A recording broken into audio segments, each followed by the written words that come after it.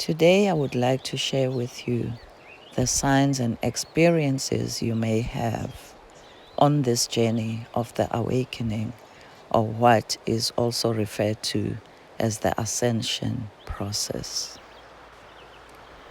Your life will change as you are stripped of the things that are no longer in alignment with the evolution of your soul, to make way for the rebirth and the remembrance of who you truly are as a soul that is forever evolving and a divine consciousness that is infinite.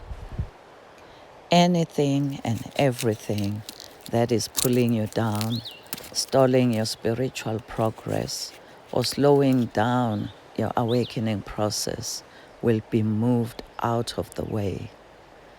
This may be a 9-to-5 job in an environment that doesn't bring you happiness. You might live an abusive relationship. You might separate from a partner who refuses to heal from trauma or hasn't changed their old ways.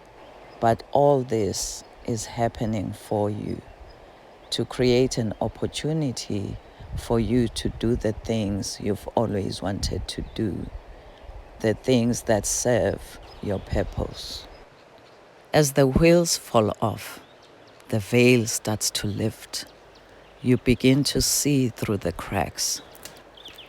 You no longer believe the lies and illusions you once bought into from the media, religion, the history and miseducation you were taught in school, from societal programming, and even from traditions that make no sense.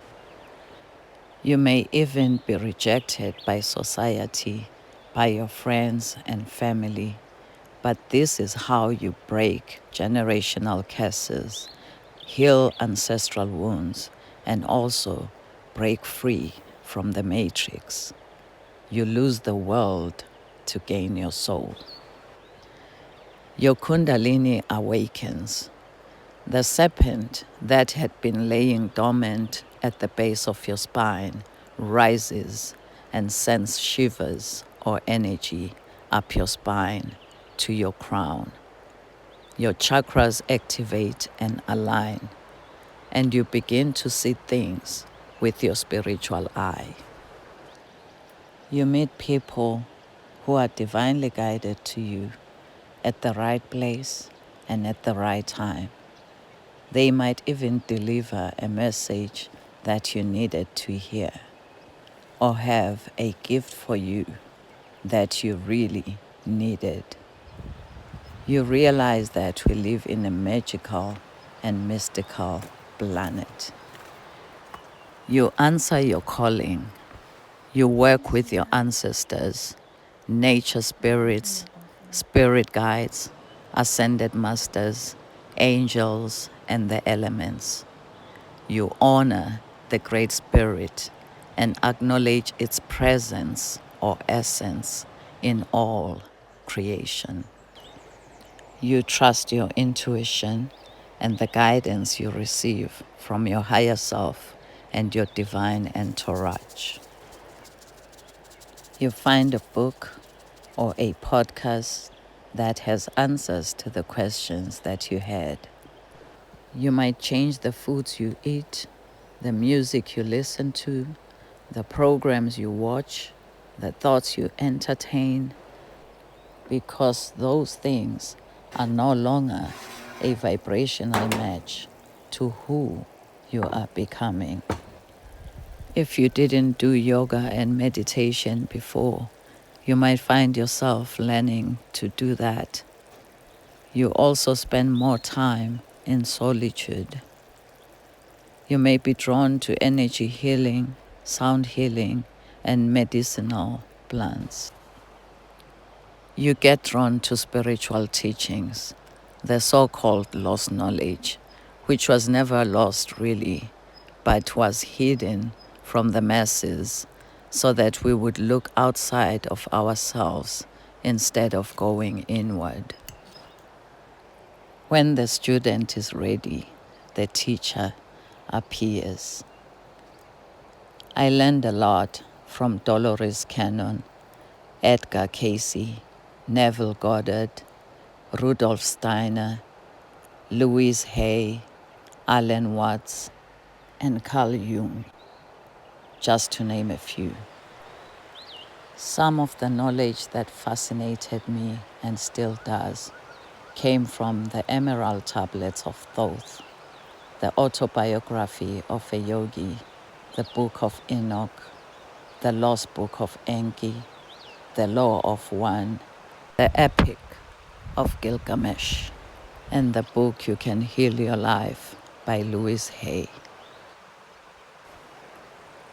I'm also fascinated about ancient civilizations, ETs, UFOs, Lemuria, Atlantis, Agartha, Shambhala, just to mention a few. I would also like to mention here Baba Ukredomutwa, Dr. Delbert Blair, Dr. Malaki Zetyok, Bobby Hammett, as the elders I learned a lot from, who are ancient keepers of knowledge. You begin to notice synchronistic numbers in your watch, on your till sleep, even on number plates.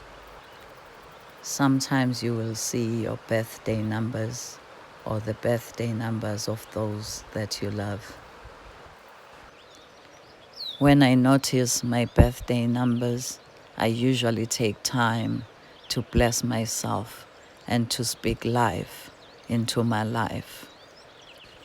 And when I notice the birthday numbers of the people I love, I send a positive thought and a message of love. One of the signs you will not miss is the high-pitched noise in your ear. You get uploads and upgrades, light codes, DNA activation, and you receive the spirit of knowing.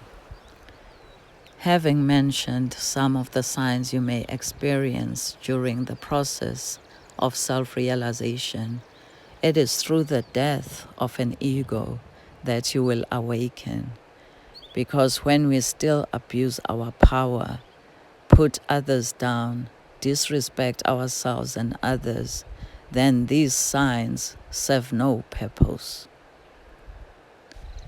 You can read many books, watch a lot of videos, do rituals and so on, but what is more important is to integrate what you have learned from the knowledge you have acquired in order for you and your life to transform.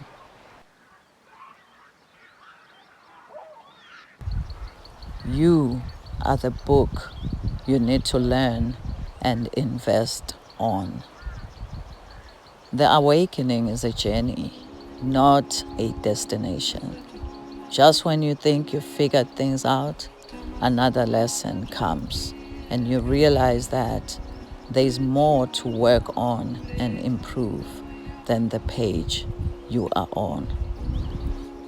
Let us treat one another with love and kindness.